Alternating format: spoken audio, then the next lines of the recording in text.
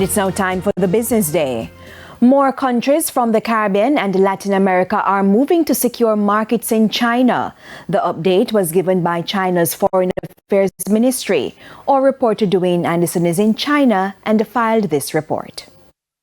A quarter of the world's economic output comes from China and the countries of Latin America and the Caribbean. It represents a formidable bloc of nations in the global trade. And China says it is critical that these countries continue to find ways to work together. The China-LAC cross-Pacific supersized market that covers a population of 2 billion gives the two sides the greatest confidence to stand against any coercion and suppression, and will provide endless momentum for development and revitalization of the two sides.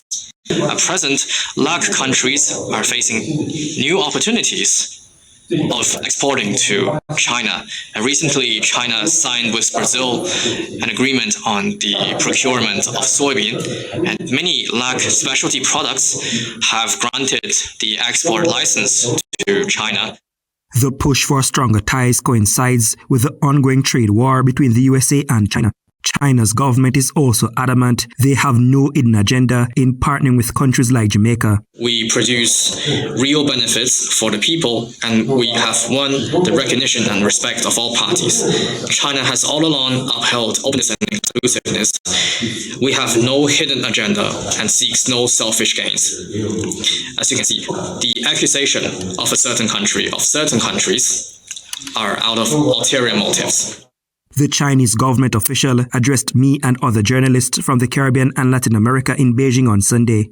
During the briefing, fingers were pointed at the USA for trying to destabilize the global economy for selfish reasons. There's a sentence that has been very familiar with local people, and it has demonstrated their shared anticipation that to see the American puma and Chinese dragon become closer, friends from the media. The world is entering a new period of turbulence and changes. Only with solidarity and cooperation can we overcome the difficulties. So the Chinese government has made its position very clear. Now it is over to the United States. Reporting from the Ministry of Foreign Affairs here in Beijing, China, I'm Dwayne Anderson for TVJ News.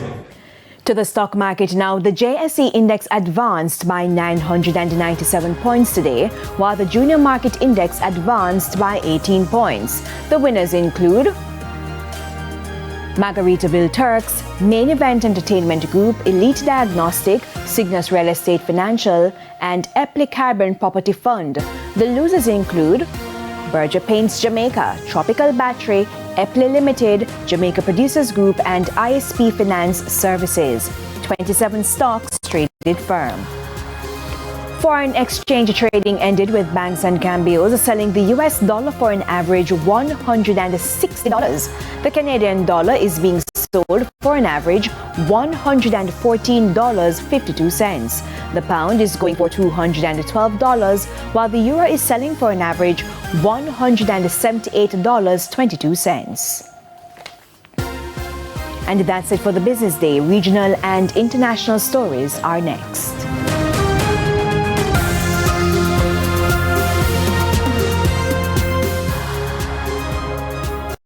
The Business Day, brought to you by